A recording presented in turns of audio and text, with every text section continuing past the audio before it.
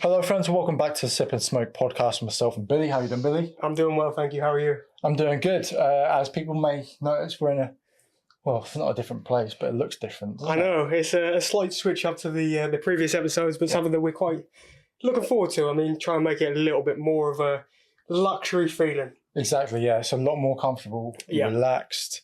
Yeah. And I just love the vibe. I mean, with the Sip and Smoke at the back, or lovely Charatan boxes up there, and it's great. Hopefully we'll add a little bit more as and when we get through, but of course. But I believe we've got a guest today, right? We have. I mean, we're quite privileged, really, to be sat down with this guest. I mean, I'll let you introduce, and then we can go over. Cool. So today we have Carlos from Charatan London. Carlos, thank you so much for joining us today. How are you doing? I'm doing great. I'm great to be here. And thank you so much for having me. You're more than welcome. Looking forward to this for a long time. Yeah, thanks for making the trip down here. I know it was probably a long train journey from London, right? All worth it, yes, from London. Yeah, got to see the beach. How'd you find that? Lovely. Holiday plans just came to mind. So I'll be seeing you guys at some other time soon. Yeah, for sure. It is a nice place to come on a holiday, isn't it? Yeah, I think we've spoke about it many times. I think with various guests that come down, a lot of our guests are situated in London, and we always say when you live in a certain place, you always see the negatives more than the positives. But people seem to keep coming back here, so I mean, there must be something that's desirable somewhere along the line. We just don't see it. We're blinded by the fact that we see it every day, I think. But as I say, thank you. Pleasure to have you. Pleasure to be enjoying another one of these cigars. I mean, you've done a fabulous job. Obviously, we'll get into that a little bit later, but I think we could talk about what it is we're smoking. Obviously, Charatan London, but we have, of course, each of the blends, which is... so this is actually the first time that we've included 3 cigars into the subscription for you guys. Yeah. We've kindly given you guys an extra cigar this month. Yeah. I believe it might just be a one-off. Yeah, so, I mean, there might be avenues in the future to be able to do this again, but it kind of felt like a given. It felt like it was necessary to put each product into these people's hands. There are 3 blends, so why not put the 3rd one in, right? Exactly. So, Carlos, could you tell people what we are currently sampling, please? Yes, absolutely. So we are sampling the new Charatan London range, which came out into the UK market officially in the spring.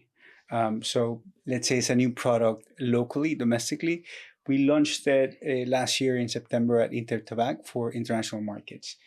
We're having, you are having the Charatan Claro, which is a Nicaraguan cigar, Nicaraguan fillers, Nicaraguan binder, and an Ecuadorian Connecticut shade wrapper on it. Billy is having the Charatan Colorado, which again uses Nicaraguan fillers and binders, and the wrapper in this case is a Habano seed grown in Ecuador as well. And I am sampling the Charatan Maduro, Nicaraguan binder and filler, but this one uses a Mexican San Andres Negro wrapper. Okay, so the wrapper really makes a difference between the blends then? Absolutely. For us, the wrapper is... the defining leaf is the way that I would describe it when it comes to the flavor profile and the notes. Yeah. Well, not only that as well, but also the visuals. Because you don't see the binder or filler, do you? Unless you look at the foot. But people don't necessarily look at the foot all the time, do they? I mean, the main part is the wrapper itself. So obviously you've got 3 different shades here, which is beautiful. Whilst we're talking about visuals, I mean, I've expressed to you off camera many times, the branding of Charatan London is top notch. I mean, the colours pop, you got the different second band for the different blends, but it seems simple, but almost unique and professional. It looks sleek, if that makes sense. And it really ties into what Charatan's all about. I mean, it's a London-based product. Yeah. It's just everything ties in, and the marketing behind it is incredible with all the old English kind of aspect. It's something truly to catches your eye. Definitely, it screams premium to me. The inspiration, has always been there. It's I would describe it as British elegance, right? That's definitely what we wanted to bring out, because the brand in its core essence really is a part of iconic London heritage. I would say it has I just said the heritage, right? It's over 160 years old. It was founded in London, and there's so much to say about it. So we wanted to sort of like rescue those values and put them out there, give it some love, well-deserved love, and this is what we came out with. Yeah, for sure. You guys done a fantastic job, but before we get into the history of Charatan and everything, we should probably get into the sip part of the smoke, right? Yeah. So today we have, if I can grab it, our whiskey of choice is the Glasgow 1770 single malt Scotch whiskey, not whiskey. So this is triple distilled. This is the release number 1, and this is fully matured in virgin oak casks. So we had this a while ago, right? Yeah, like 6-7 months ago or so. Yeah, probably around about that. I think we've had it on a couple of occasions. We've done a few events with it. But yeah, a great whiskey. Should pair it well with all 3 of these cigars really, really nicely. Yeah, I think we tried not to pick one that was too peaty because these cigars aren't, I don't think they're so intense. I think it's safe to say. So this is quite a sweet whiskey that would pair really, really well. I mean, I've already tried the Maduro. I haven't tried the Colorado, but this is my first time trying the Claro, and so I just thought this would go perfect. Yeah, I mean, it should do. I think the flavour profiles that we're used to, and obviously what we can expect from these cigars and the flavour profile from the whiskey, they should go hand in hand and kind of balance each other out really nicely. But as I say, we can make our mind up throughout the episode, see how it goes, and we'll rate it a little bit later on. Exactly. Let's give it a bit of a nose and see what we're getting. You turned into a whiskey connoisseur since the well, he sounds like he knows what he's doing. I promised Raluca I would try more, so that's what I'm doing. I've just got to keep my promise. I know you mentioned you've only sampled the Maduro of this range. Yeah. And funnily enough, I mean, when it came to choosing these cigars, I mean, we had a bit of a brain melt, and I probably should have opted for the Claro. It's the only one of the range that I haven't sampled, but so far the Maduro and the Colorado, phenomenal cigars.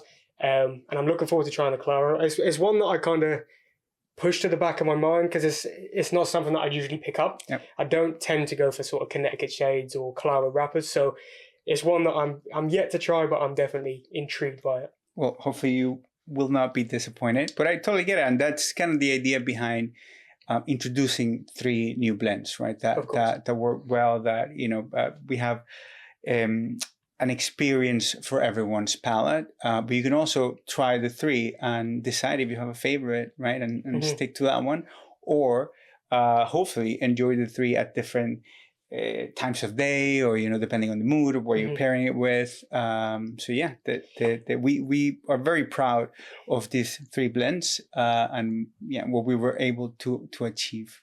Yeah. I think it seems to be well thought out as well. I mean, you've got the 3 different vitolas for each blend.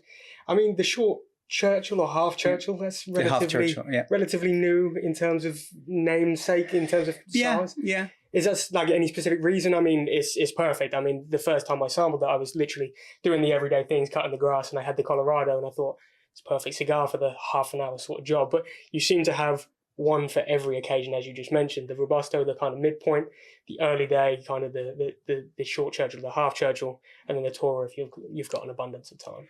Yeah, we wanted to have those different, to offer the different experiences, right? That cater to different times of day, or different kind of smokers, even when it comes to their journey. If they're starting, just getting started, and obviously something short. Responds to different things, different insights, right? One of them is sometimes you don't have the time, right? Or you don't want to commit because of the weather, or you're just taking a walk and you want a shorter smoking experience. Obviously, you want the same premiumness, but just in a shorter time format. So that's why we wanted to create this, especially thinking about, again, lifestyle and culture, and thinking locally, right? What can we provide people here that they will embrace? And that's how we came up with the half Churchill. Now, the idea of the size, right? As you mentioned, there are short Churchills. That's not necessarily new. But what we mixed two things, right? One insight was that looking into seasoned smokers or some beginners that might want to save a buck, or again don't have enough time, they might buy like a big Vitola and then cut it in half, right? And they smoke it at two different moments. Now, the blends aren't necessarily conceptualized to be smoked that way because of how you want them to transition. And so we thought, all right, what if we created, again, instead of a Churchill size, what if we pre-cut it in a way, right? And that's what we came up with. The half Churchill as is exactly what it says. It's a half Churchill, right? Put two together is a Churchill size.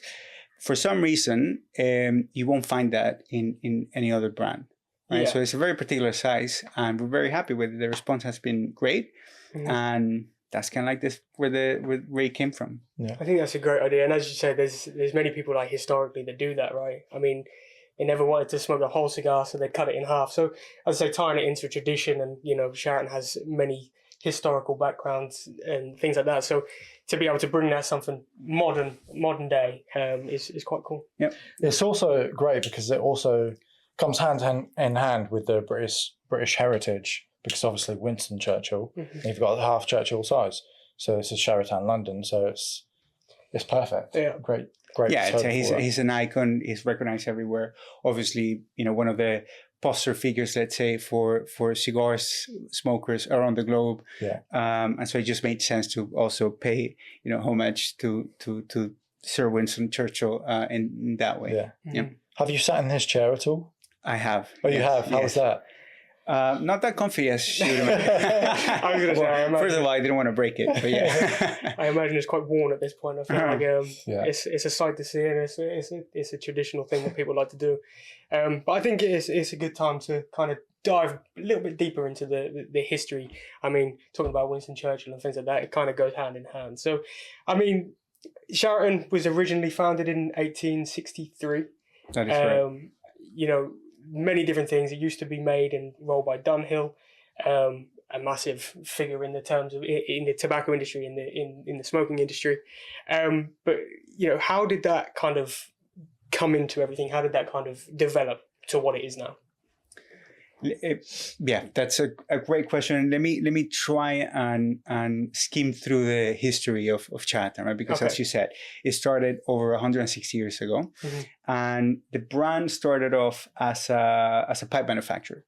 So Frederick Charatan was a gentleman who started a workshop in London on Mansell Street that is very close to Tower Bridge.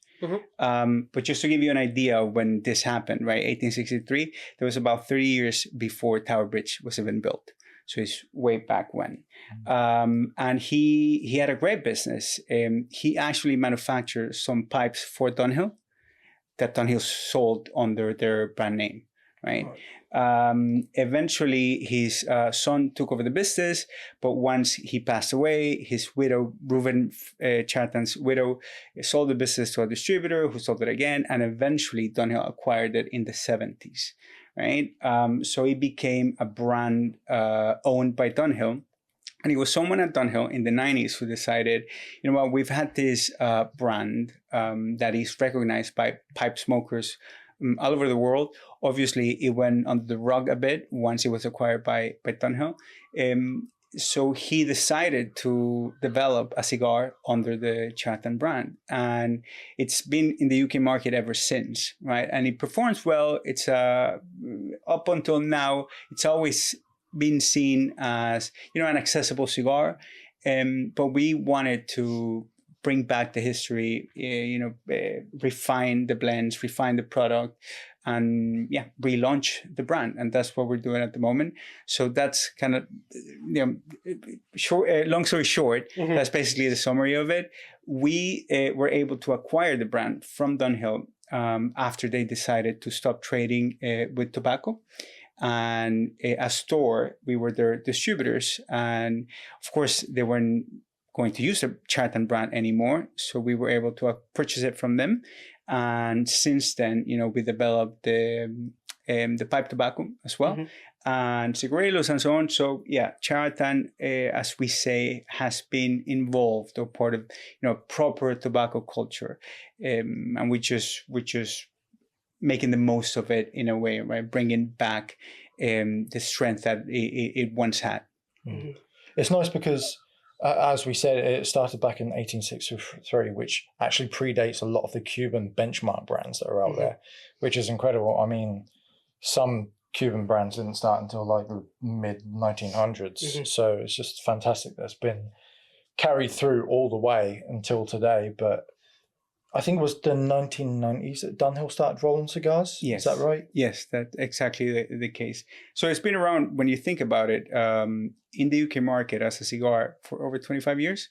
So it's been around, but the next step that we're taking is taking it internationally. So again, it's we want to provide our local UK cigar enthusiasts with better quality cigars, better quality products in general. Like I said, we have the pipe tobacco, but we also saw the potential that the Charatan brand has to go into the rest of the world. So why not?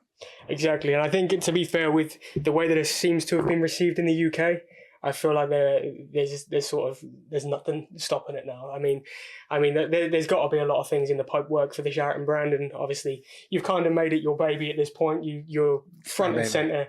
It's my baby unicorn. You're making the whole thing happen. You're kind of the driving factor to Charatan. I know we kind of briefly jumped across that, but just to reiterate, you are, as I say, the director. Let's say I've been leading this project. That's a way to say it. If when it comes to roles, I would introduce myself as VP of Charatan. But there's a team behind, of course. My colleague Hugh Williams is a crucial part of what we're doing in terms of the commercial work. And then, of course, we have a sales team, international sales team, and all the infrastructure that we have in the UK is also very important when it comes to we call it the Devon team and the sales team, and so it's a team effort, definitely. But I feel very privileged in the sense that I've been given the keys to the car, or to the unicorn in this case. To push it forward. So that's great, and it's even greater to see it materialize, right? When it comes holding this, and I was telling someone the story of how last year at the Lord's Lunch that I saw you guys, right? But last year I was smoking quietly one of the samples, right, with the new band, but I didn't really show it to anyone, so no one really knew. I was just sort of like smiling to myself. Right. And this year we were able to, share it with everyone, and it's obviously officially in the market. So that's a really nice feeling, to see how far we've come. But obviously, there's so much more that we want to achieve. Yeah. How's it been received so far? I would say overwhelmingly positive. Great. Yeah, that has been the response. We have great relationships with retailers, and we're very thankful that they've been open to try it out, to again present it to their clients, and it seems everyone's enjoying it. So we're happy for them, for ourselves, of course, that it's doing so well. Excited. That's great.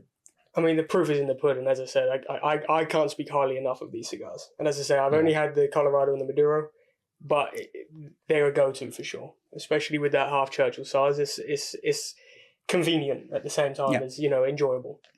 I would agree, 100%. I mean, I'm really enjoying this. I'm interested to see how it goes with the whiskey now. Yeah, I think it's pairing really well. There's a really nice sweetness to it. I'd say the whiskey is quite long-lasting. Yeah, see what smells good. Yeah. It's good. Cheers, guys, and thanks again for having me. Cheers. It's a pleasure. It seems like a few and far between when you get to sit down and really sort of enjoy these. I mean, we only get to record one of these once a month, but it seems few and far between that you actually get to sit down and for yourself to enjoy it with, I mean, we're the retailers, but on this occasion, kind of the consumer. Yeah. And kind of get the feedback firsthand. It's a great privilege for sure. Do you do many events then? I am looking forward to doing events, as I said, because we just recently introduced the product, right? These new lines, these new blends to the UK market. So we are looking to, I guess in marketing terms, to do more activations, right? But yes, I'm looking forward to travel more all around the UK, meet obviously with our clients who are the retailers, but also to be able to speak, to cigar smokers and get their feedback. We know we're restarting in a way, we're relaunching the brand, and it's all about understanding, what their thoughts are, what they're liking, what they're disliking. Sorry about that. No problem. So I look forward to having more opportunities to travel around. Do you think you'll travel more outside of the UK, or are you using this just as like a stepping stone so far? And that's a hard one. I don't think my wife would be too happy to not see me around that. Unless that she can go with you. Yeah, that could change things. But no, I look forward to both things, to being able to travel around, of course, other countries and get to understand again what's being accepted, what not so much, what we can improve. But mainly the brand is meant to cater to the British palate, and that is the concept, right? This is the taste of British taste. So we are really keen on making things right locally, and our expectation in a way is that is going to transcend internationally. So yeah, we have a focus at home. Right. Do you have like a dream location where you would like to host an event outside of the UK? I mean, my guess would be Nicaragua, but if you could choose anywhere in the world, where would that be? That's a great question. I don't know. I think it's very interesting when we think about international markets, right? And when we think further away. So we're very happy to confirm that, a few weeks ago, that we have distribution in Hong Kong. So, that's pretty cool, right? And we're, again, stacking up other countries on our list. And so, yeah, I guess the further away from home, it just feels like we've achieved more. Bit surreal. Yeah, exactly. I was going to say as well, it kind of ties into your heritage a little bit as well. Obviously, you just touched on the fact that it being a Nicaraguan product and things like that, and touching on the British roots of the brand. But you yourself are from Nicaragua, right? Yeah. Does that have an added feeling? Does that feel like, okay, this is something extra special because it's kind of home from home, both come together to create this world product? Does it have any weighing factor, or do you kind of no? Absolutely, it does. It's it's one of the things that has always made me so passionate about this industry is Nicaragua being one of the origin countries or the leading origin countries in the industry. Of course, because I'm from Nicaragua, so it gives me pride, right? And I remember just traveling and going to say Switzerland or whichever country, and my now wife, she's not a cigar smoker, but I would tell her, let's walk into that shop or lounge or whatever, right? I just want to see what they have.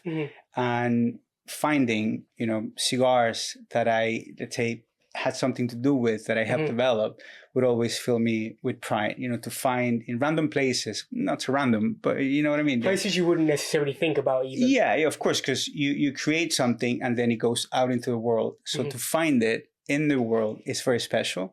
And in this particular case, yes, because it's not the UK, London is now home.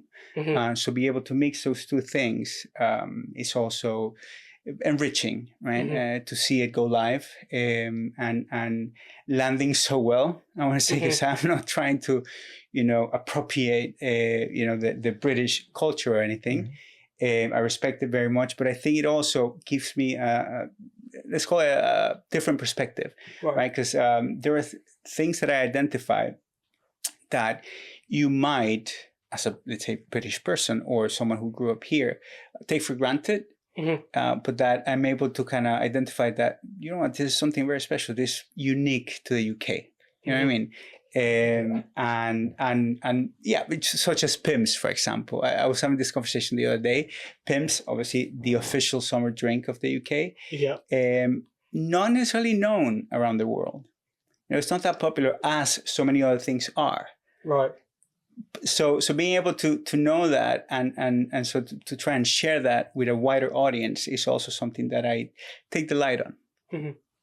Yeah, it must be quite, as you say, quite a powerful feeling. And to be fair, I imagine when you go into these places off the cusp, let's say, and you go in and people don't necessarily know that you're anything to do with it, but just finding these products organically in different places, as you say, it goes back to the feeling. It must just feel powerful, like, okay, I had something to do with that, and that's as you say, my baby.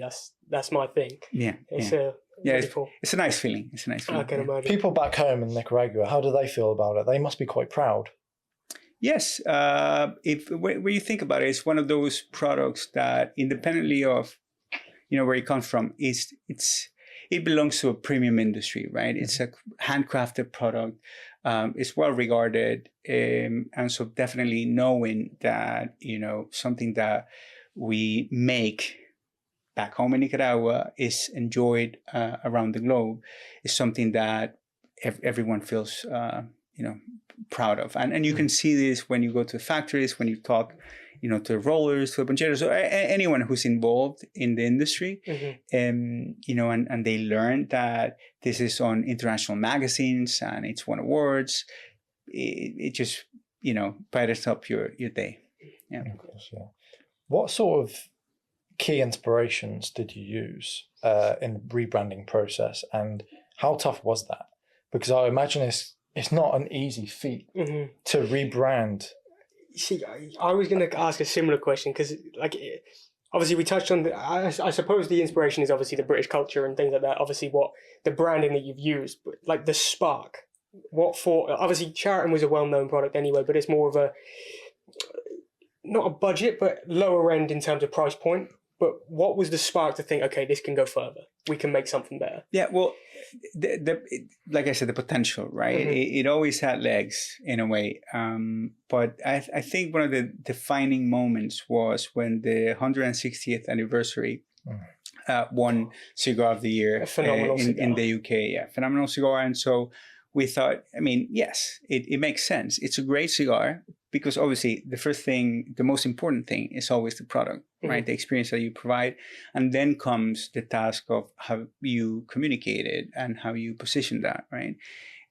So we thought, all right, there's a big opportunity here. How about we make this even better?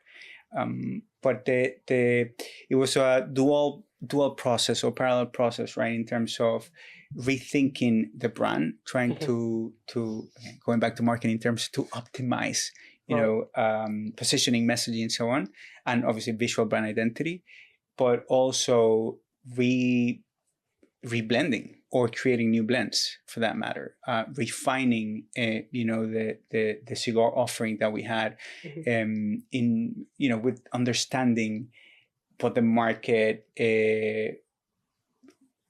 I don't want to say needs, but what the market would crave. And like I said, understanding, the local audience in the sense of what does the British palate, enjoy? Can we provide that? Can we make it better? Can we refine it? Can we provide different experiences? What's missing? Right. So that was the angle. Okay. So in terms of obviously we're quite equipped to know that the process of cigar making takes years. If it came off of sort of the Charatan 160th anniversary, was it already in the works beforehand, or was it literally that happened and then it was a case of then sourcing the tobaccos and things and then creating it? Like the process from start to finish, like, did it take years or was it relatively It quick? definitely took a bit of time, but I would say we were able to make it in record time as well. It's kind of a strange mix. It's one of the projects or things that I've always wanted to do since joining Toy, and we had internal discussions on, maybe it's not the right time. Maybe let's work on it, but the focus is this, and so when that happened, that was it just made things easier, because it opened everyone's eyes in a way. But so there was some work behind it already, right? There was some thinking behind that already. We just got to work. And this is not one of those stories of us having to do 100 blends and testing them out. It was more of a focused thing, right? We've been working with this particular factory for many, many years, and we have a great relationship. So we knew exactly what we wanted, and we were able to get it pretty quickly. Obviously there were some iterations, there were some testings, some things didn't go 100% right at the beginning, but we got it done.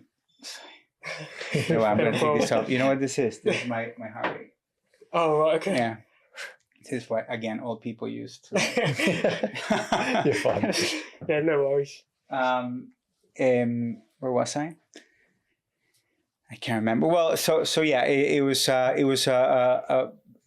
took a lot of work, but we were able to achieve it fairly quickly. Once you have, I call it like a big idea, an umbrella concept, right? That you can thrive on.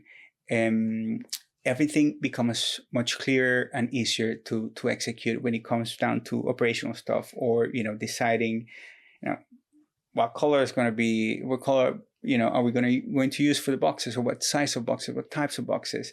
Again, we wanted something visually striking, right, that stood out. So that's the reason behind the boxes, but also something useful. So that's the reason of the formats. That's the reason of the quantity of cigars. And when I say formats, is UK, humidor shelves in the UK are way smaller than in America. If we were to compare, so our boxes are narrower for that reason. Right. We wanted to obviously convey the London heritage, so we decided to go with what we call the London Blue.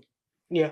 So you're gonna see that throughout our range, and then again, very straightforward with how we communicate the blends. It's a claro, which it's a world-renowned term for Connecticut wrapper, or something that's lighter in shade in general.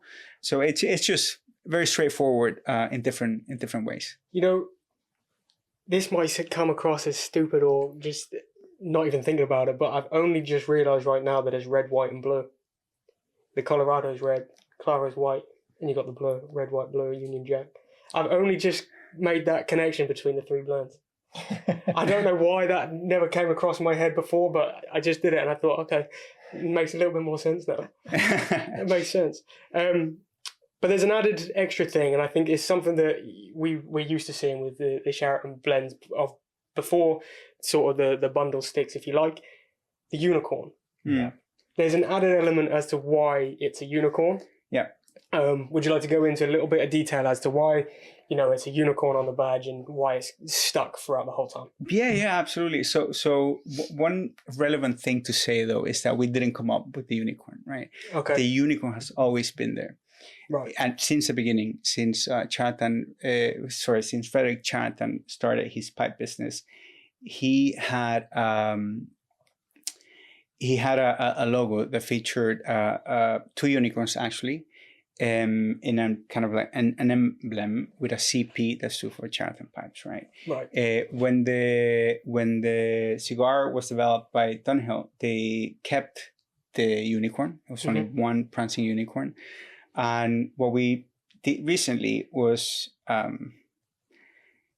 polish the unicorn, let's say, make it more impressive, outstanding. But the reason that there is a unicorn is that the unicorn is part of the United Kingdom's coat of arms, right? So it is a symbol, that is intertwined with the United Kingdom. It represents Scotland when it comes to a coat of arms. But as I say, it's always been there. It's the mythical animal of Scotland, right? Their national animal. And it's always been present. We just wanted to make it stand out even more. I think you did that in Dortmund as well, didn't you? With the absolute massive unicorn Monster, that you had on your thing. Was it 8 feet? 8.5 feet tall. 8.5 feet. Heavy as well, right? Very heavy, very heavy. Yeah, there was it was one of those crazy things that we just said. We of course want to relaunch and. We want to make a good first impression, so we got ourselves, a very big unicorn that definitely stood out. The warehouse team back in Devon nicknamed it Sparkles, so it became Sparkles the unicorn. It now lives in Dortmund, and it's going to be features waiting, very desperately to come out and play again. Oh yeah. So we're gonna have it again in our booth at Intertabac. Yes, Scott mentioned it before, and it was seemed like an easier option to just leave it where it was for now, because I imagine it was an absolute chore trying to get it from one side of the world to the other. You wouldn't want that to fall on you either, would you? I mean, it's heavy, right? That's a lot of paperwork. Very a lot of heavy, paperwork. Very heavy. At some point, we even asked Callie about her horse carriage to see if we could fit it in there, but we decided to leave it in Dortmund. Yeah. To be fair, that would probably be a good little utilization of resources, I guess. Especially if it was in the UK. I mean, you could. I mean, Callie will have to make a trip to Dortmund to pick it up. She went back on the plane. Yeah. No, that's. I'll tell you, I've got a bit of a fun question for you then, yeah. and you guys at home watching and listening as well. If you could make your own cigar brand, what animal would you choose to represent that brand and why? Fun question. I like this one. Yeah, it's a good one. Without being too creative, I guess I would choose a bull. So I'm a Taurus, so I kind of see myself, in a bull. Obviously, it represents strength, and there are some cigars that have used that analogy as well. But yeah, it's it would be nice to create something like that. Funny enough, I don't think the cigar would be strong. I tend to enjoy mild cigars, and from time to time a very strong cigar. So I kind of go through phases. So I would probably do something that looks strong, but that was kind of mild. Red band. Yeah. That's pretty cool, to be fair. And again, it kind of defeats the misconception, if you like, that the darker the cigar, the stronger it is. I imagine you probably had somewhere along the line the idea with the Maduro. It's a very visually dark, strong, powerful looking cigar. But when you sample it, it's kind of the opposite. Yes. It's a very balanced, easy. Yeah, and even sweet, right? And yes, none of our blends at the moment are meant to be overwhelmingly strong. Right? That's not the concept behind them. They're meant to be enjoyed, and we know there's this misconception or preconception about dark wrappers, right? And as we thought it would happen, the Claro is the one that's probably leading the score at the moment, but we didn't want people to miss out on the experience that a Maduro wrapper provides. It's a really nice change of pace if you're into those dark chocolatey notes. I really enjoy one, so why not? Yeah, for sure. I think to be fair, the channel and the guys watching all know that I rave about Maduro cigars a lot of the time. But it shocked me how much I'd enjoy the Colorado, because it was one, as I say, when I had the two in front of me, and I always then just went, okay, cool, the Maduro is the one that I'll go for. I didn't have any Maduro left, so I went for the Colorado, sampled it, and it got the same sort of thing. Very well balanced, easy going smoked, but a lot of flavour in there as well. And yeah, I think it rivals the Maduro for me. It really does. And to be fair, this is what I mean. It's one of them things that I always choose a Maduro, always go for it. I always think that it just offers me a little bit more.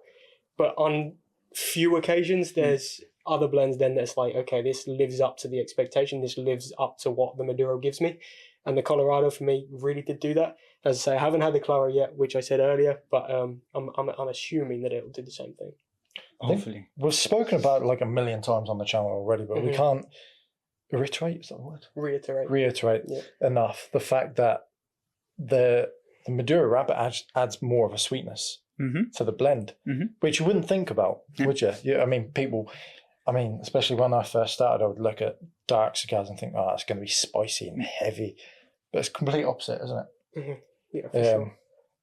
So that's why we like to encourage people to try new blends, new experiences, and hopefully people will give the Charatan London lines a try, and they might find that maybe the Maduro is their new favorite, or maybe not, right? Maybe they'll stick to a Claro, but we're sure that they're definitely going to have an enjoyable time. Have you got like a mixed box at all between the three blends altogether? Or like a sampler type thing? It's funny you asked that, Louis.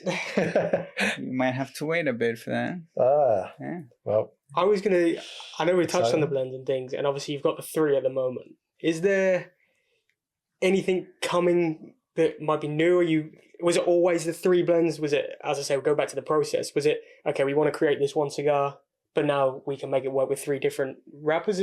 Or is it always, okay, we want three different blends, three different wrappers, to make the set? Is there going to be anything that's added onto that? Or was it always just an original one cigar, ended up with three? Or was it, okay, we always want the three? It's funny you asked that, Billy.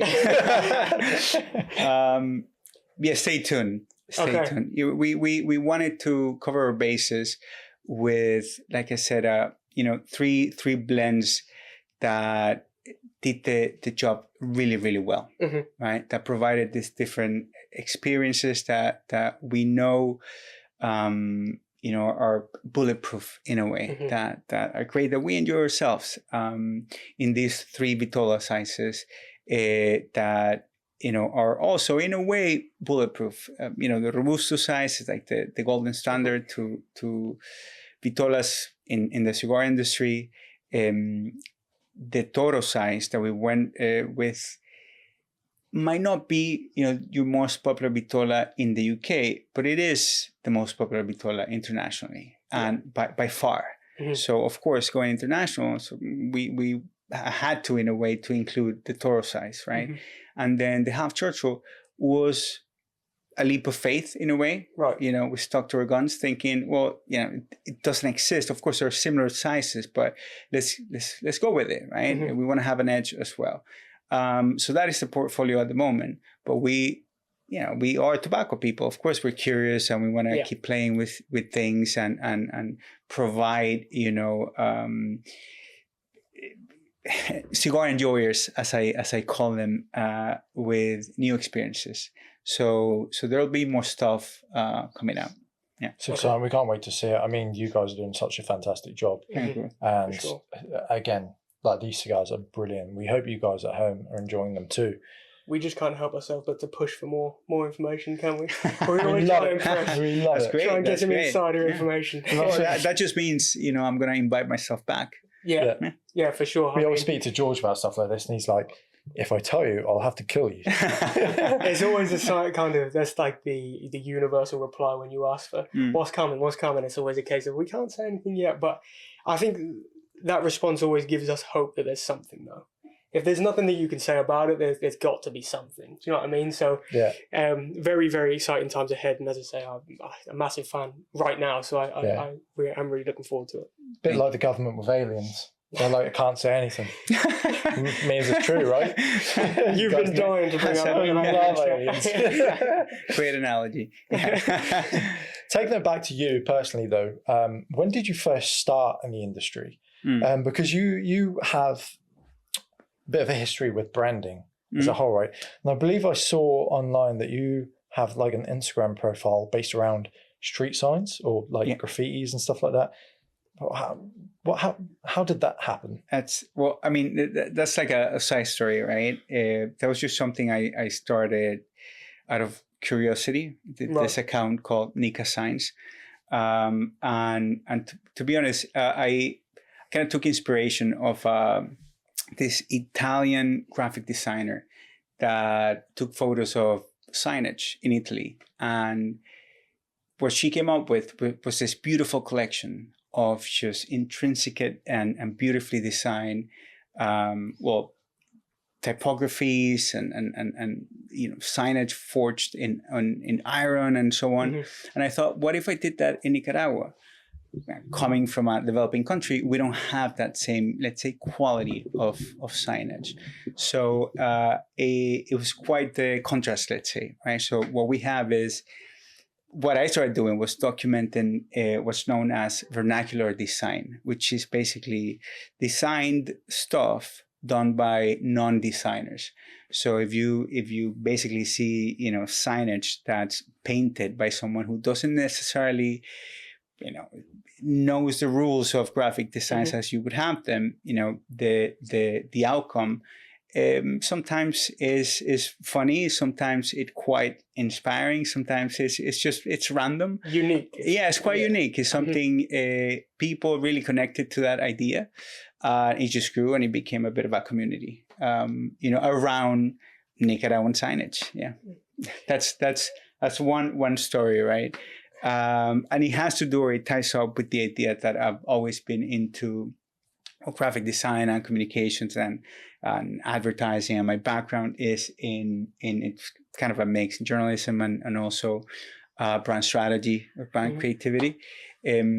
So I was able to mix the two by, believe it or not, becoming a cigar blogger. Okay. This is probably 13 or more years ago. Okay. In Nicaragua, I was already, a cigar smoker for a few years, and at the time I had this design agency.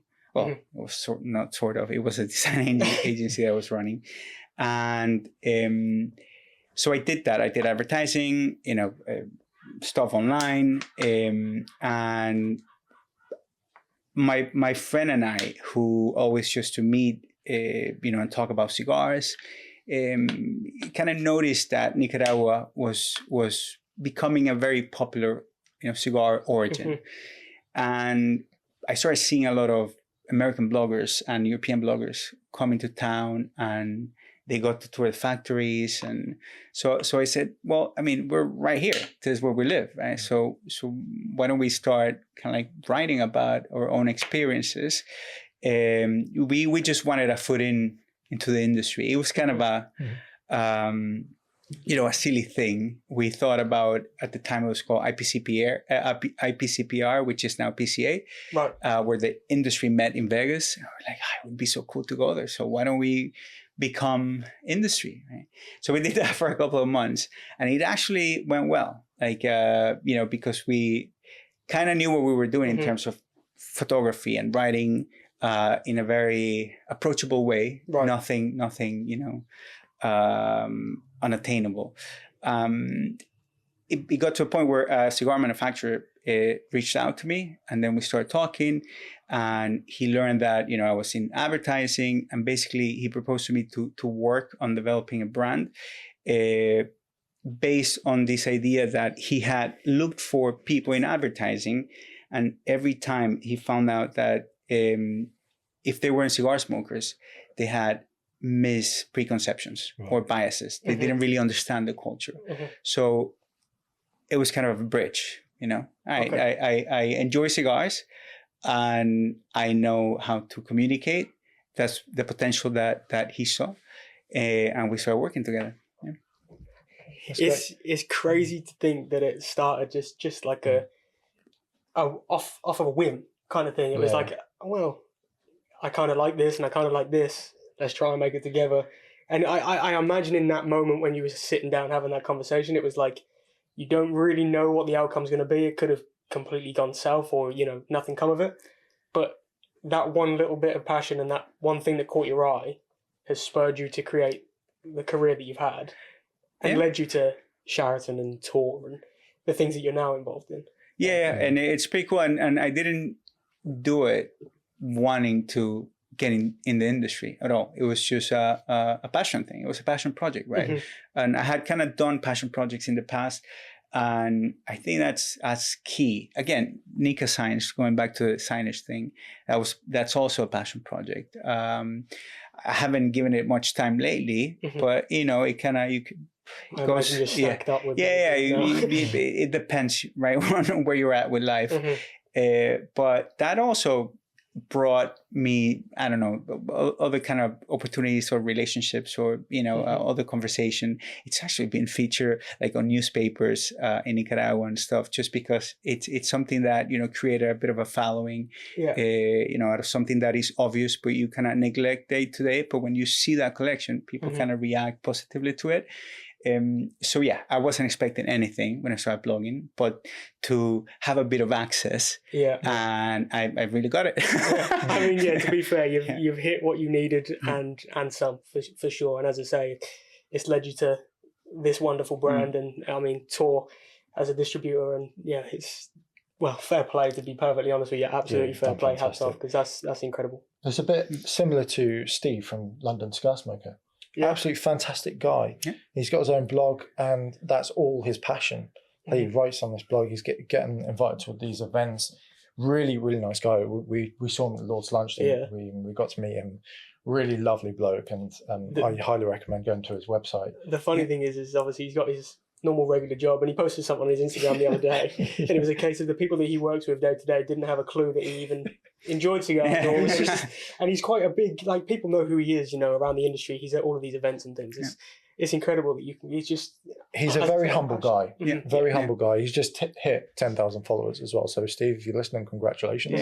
We had a sit down the other day, and lovely guy. And again, there's a few coincidences in how, in a way, I got started many years ago, but obviously the success that he's had in just sharing his passion, right, without necessarily having an ultimate goal to either become industry or monetize on it. It's just about, I really wanted this to exist, so I just took matters in my own hands and started documenting my experiences, and it's great. I told him he's a cigar smoker's guide, basically, right, when it comes to navigating London, and especially all the things he does with different lounges and stuff. He travels a lot by the sounds of it, especially in the UK. We were speaking to him a few weeks back, and it was always like, do you get anything out? He's like, it's just passion. I love it.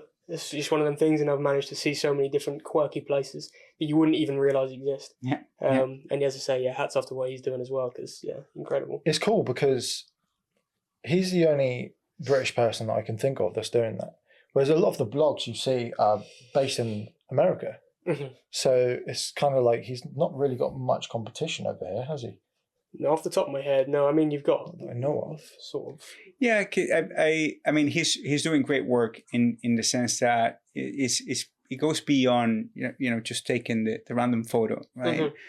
He actually takes the time to write stuff, to research a bit, to document the experiences properly, and prepare the content. So he's a source of information, and again, from our conversation, what he said was, well, I just wish there was, something similar to Cigar Aficionado in the UK, and there isn't. There isn't. So he took it upon himself to fill in the gap. Yeah.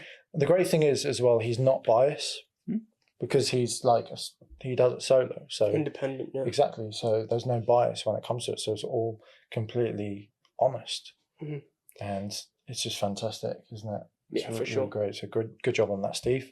You mentioned earlier, sorry to go back, but you mentioned earlier misconceptions. What are some of the most common misconceptions that you come across, and could we fix that?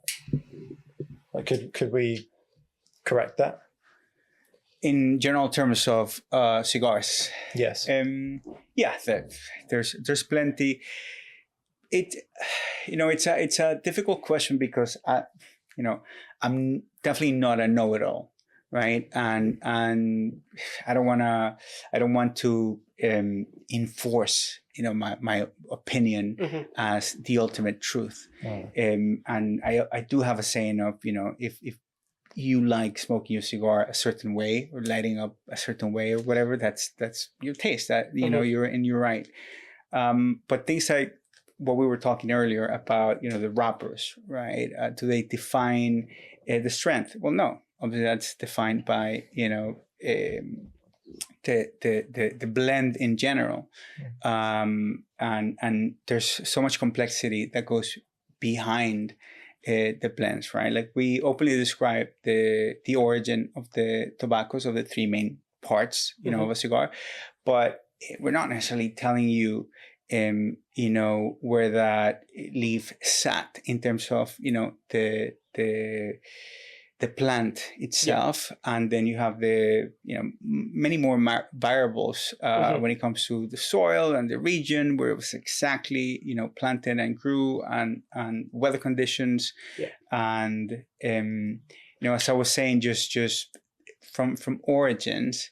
Right, the fact that we get to do blends in Nicaragua, so mainly Nicaraguan tobacco, but using tobacco, for example, from Ecuador, which is very particular just through the natural shade that Ecuador has, through a cloudy, because of its cloudy skies.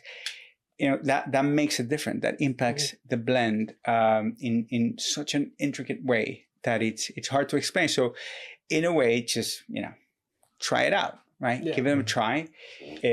Of course, the UK is a very traditional market, and I'm talking about the history with Cuban cigars, and I'm very respectful of that.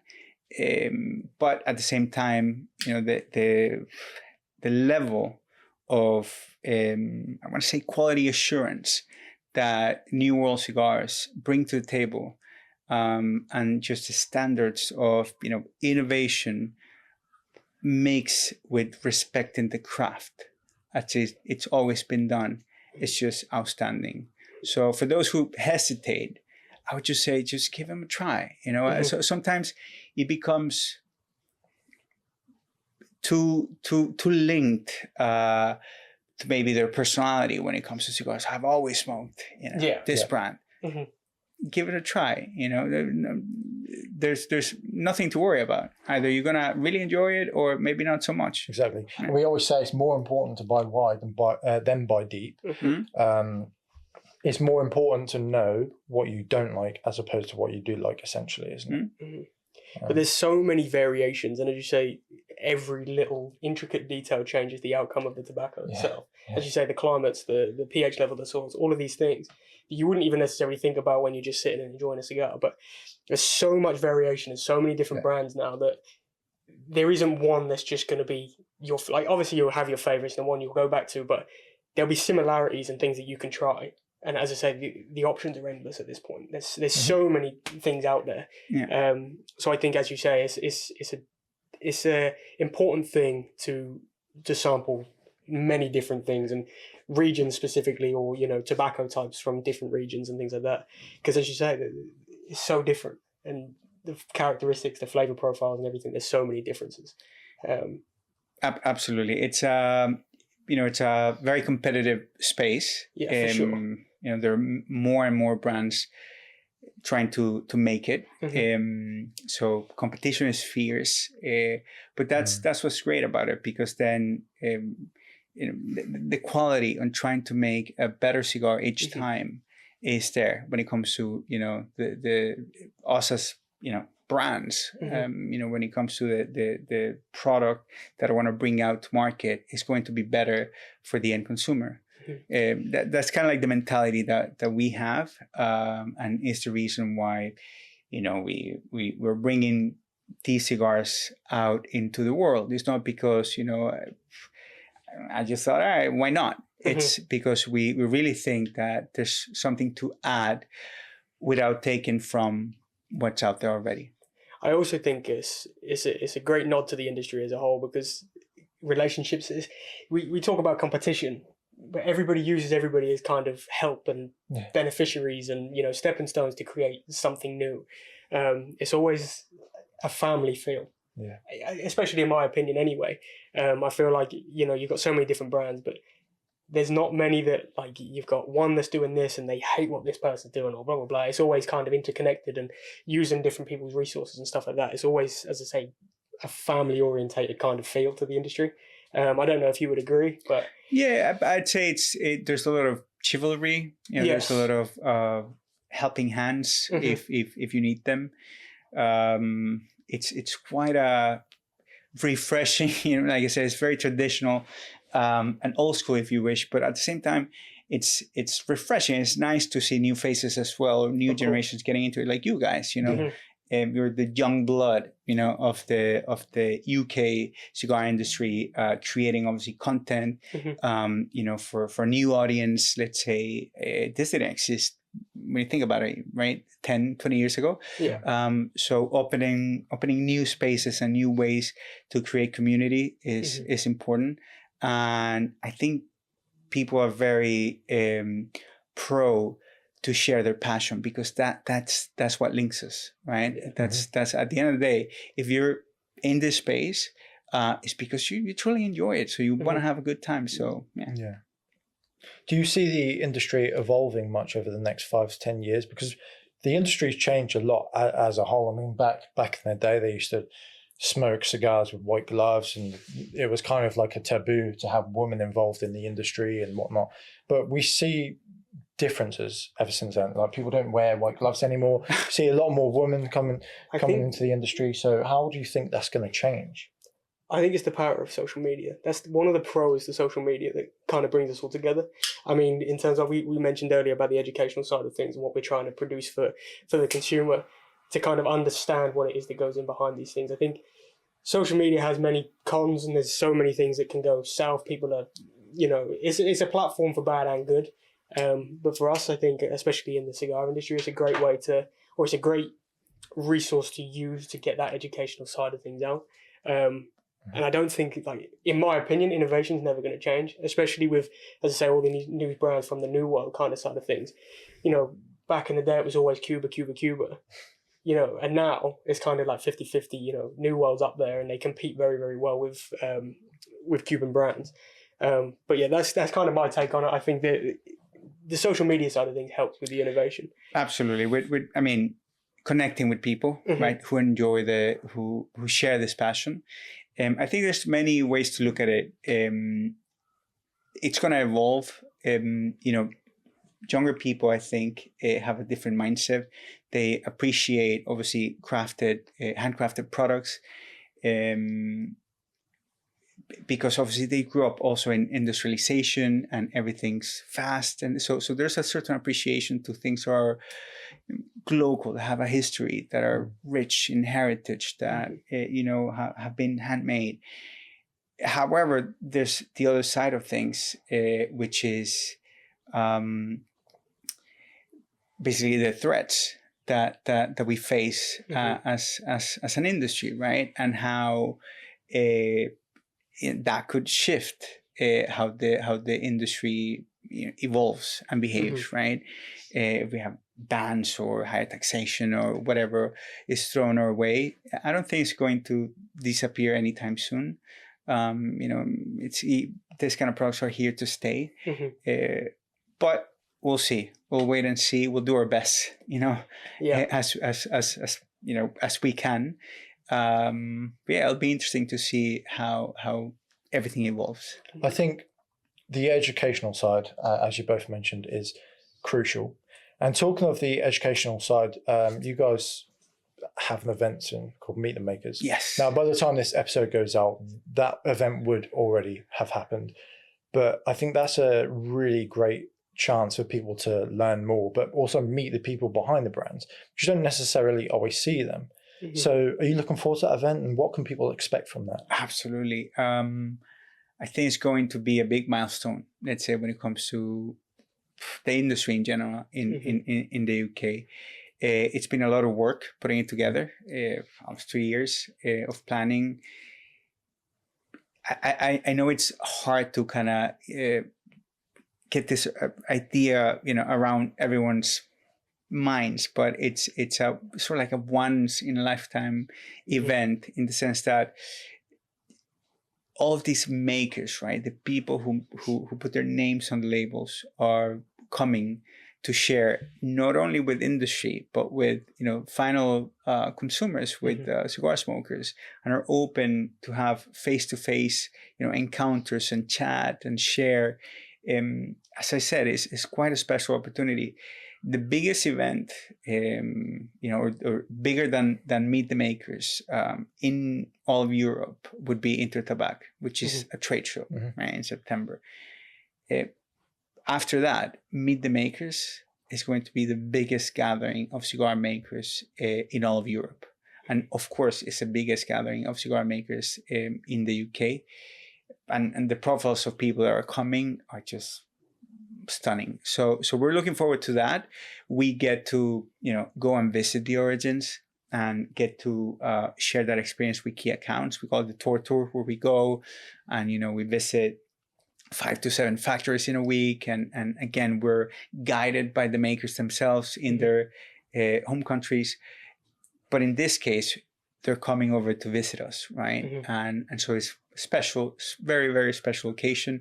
We're pairing it with the whiskey makers, of course, in Scotland, in a baronial, beautiful castle. So, I mean, it's it looks very prestigious. It's very nice. Yeah. It's going to be very nice.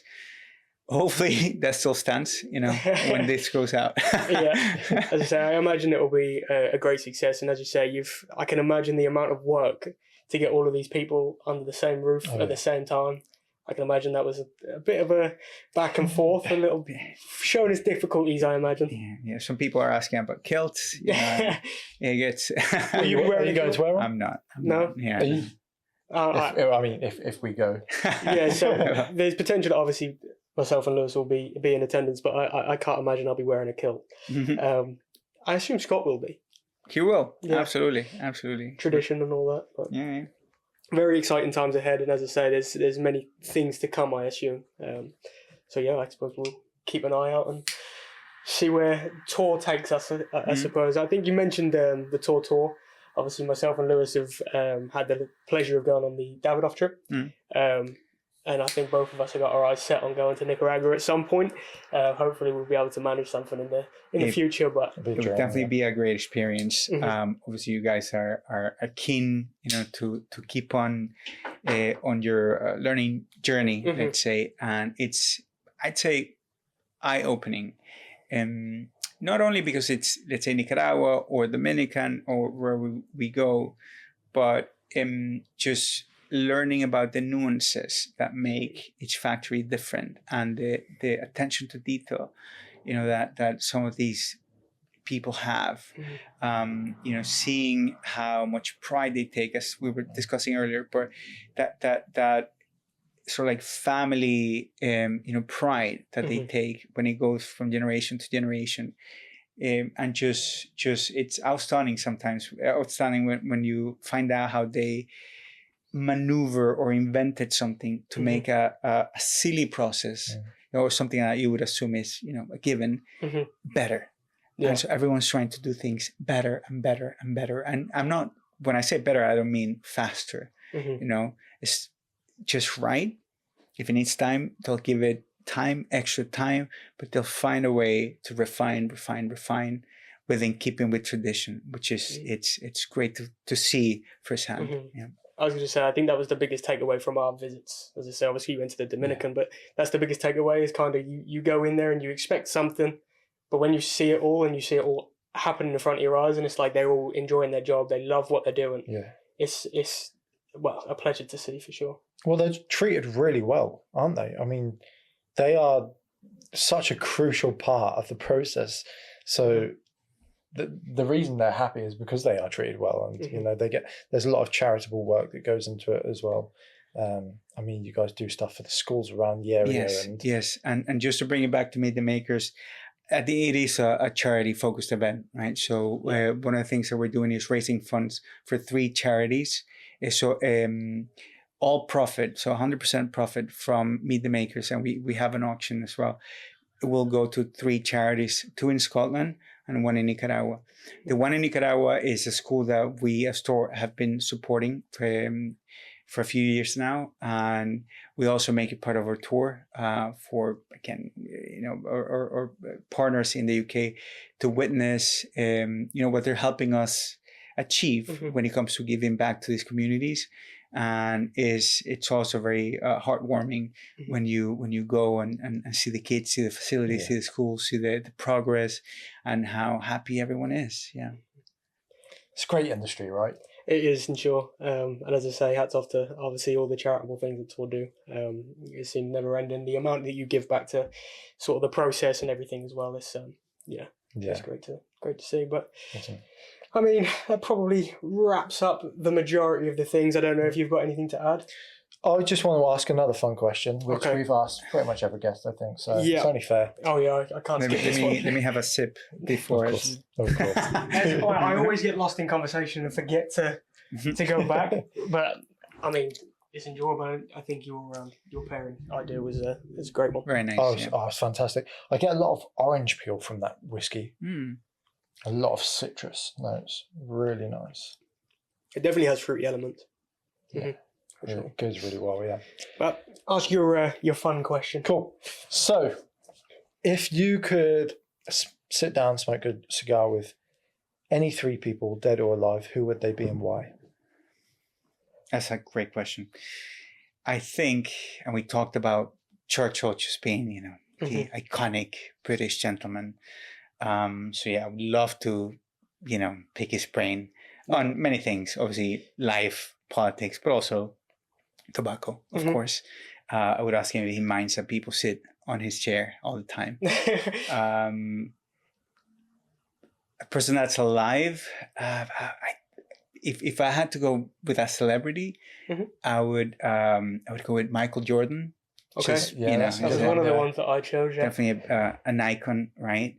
In sports, again, life as well. Yeah. But also, known for his cigar enthusiasm. So yeah, and then none other than Frederick Charatan. Yeah, of course. I guess we'll bring him back to life, and hopefully he'd be happy with what we're doing. I'm sure he would be. Yeah, I'm really sure he would be. But great answers. I think to be fair, a lot. As I said, I think I said it in the last episode. But when we ask that question, it's great to hear what people think because you get random answers. Some repeated answers. I think there's a lot of people out there that people would like to sit down and enjoy a cigar with. But it's great to kind of dive into the mind a little bit. Of course, yeah. I mean, that wraps it. I think it's been an absolute pleasure to have you, Carlos. Thank you very much. It's been very enjoyable for me, and always great fun, to sit down with you guys. Thank you very much. As you say, you're always welcome back anytime as well. So when we see what's coming from Charatan, we'll invite you back, and we'll touch on it when we actually can. But yeah, one last question: for me or not for me? Yeah. So. I think I've said it all the way through. This cigar is definitely for me. And as I say, it rivals the Maduro for me, which is, as I say, it's a massive compliment because it's one that I always pick up. So yeah, very enjoyable. Sorry, caught you in the wrong moment. For me, there's something really special about this. Actually, it's quite light. There's nice saltiness and like cedary notes in there as well. It's just, it's beautiful. Really is so for me. Yeah, I'm looking forward to sampling that one. Yeah, great to hear that. This is definitely for me. I was hoping you'd say that. It's great. Yeah, great cigar. Give it a try if you're biased about Maduro wrappers. The Negro San Andres wrapper from Mexico. I would say it's trendy at the moment. Right, you're gonna find that it's very popular, but there's a reason for that. It really is really nice, and just the blend this particular blend we think is works incredibly well. For sure. Not overwhelming as we stated before. Mm-hmm. So yeah, just give it a try. You can definitely pair it with a neat whiskey. Mm-hmm. I love having Negronis when having this one. Or a coffee, an espresso, but also to this it's one quite justice. a universal cigar that you could probably pair with many different things. Right? Absolutely. But obviously you guys at home as well will receive one of each of the Robusto size from the Charatan London range. Make sure to let us know what you think in the comments below. It would be great, to hear your thoughts on each individual blend. Of course, and if you haven't grabbed the subscription already, please do, because you are missing out. For sure. I mean, the value of this month's box is unbelievable. Yeah. So, when we looked at it, it was like, okay, cool, they're getting a real deal. Not happening again. Exactly. Definitely not. Let us also know what you are sampling alongside the cigars as well. If you have a whiskey or a rum or even water, anything, just let us know what you're pairing alongside it. But as always, thank you so much for watching and supporting us. Subscribe to the YouTube channel and follow us on Spotify if you haven't already. And until next time, stay safe and happy having. Peace. Cheers.